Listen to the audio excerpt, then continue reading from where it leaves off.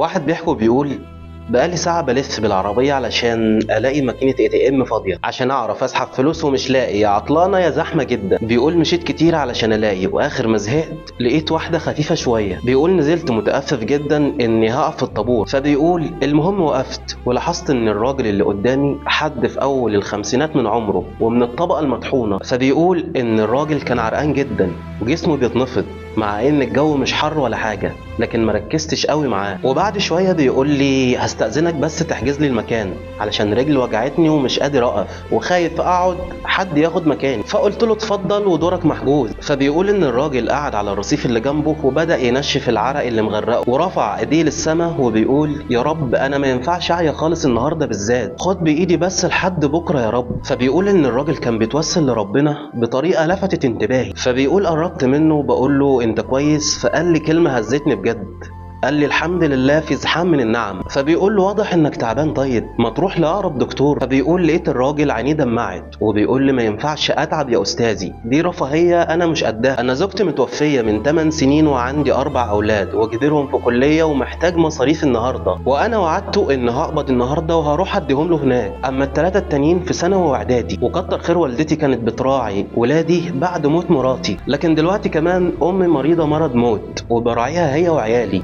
بيقول انا موظف حكومي وراتبي 2700 جنيه وبشتغل بعد الظهر عامل مطعم ب 2000 جنيه، وكل ده مش ملاحق على البيت والولاد والدروس ومصاريف علاج والدتي. وصاحب البيت كاسر عليا ايجار متاخر، واخر ميعاد مني النهارده علشان ياخد نص فلوسه بعد محايلات مني ومن الجيران علشان ما يرمينيش في الشارع. فبيقول وقفت قدام كلام الراجل مش عارف اعمل ايه.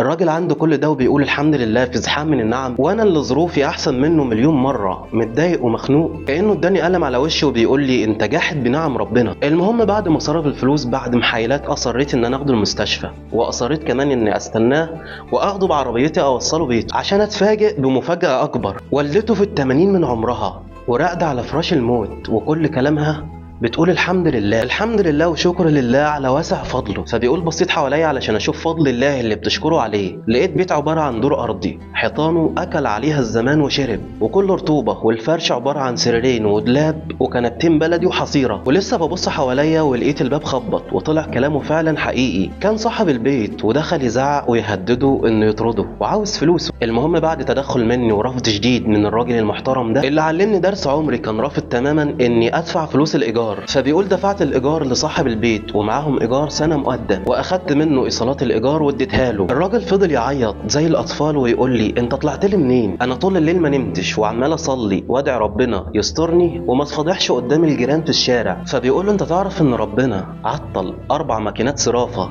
وزحم 6 كمان علشان يبعتني ليك من المعادي لحلوان، ومش بس كده وبعتك انت كمان ليا علشان اتعلم اتأدب مع ربنا واشكره واحمده على كل نعمة انعم بيها عليا. الحمد لله.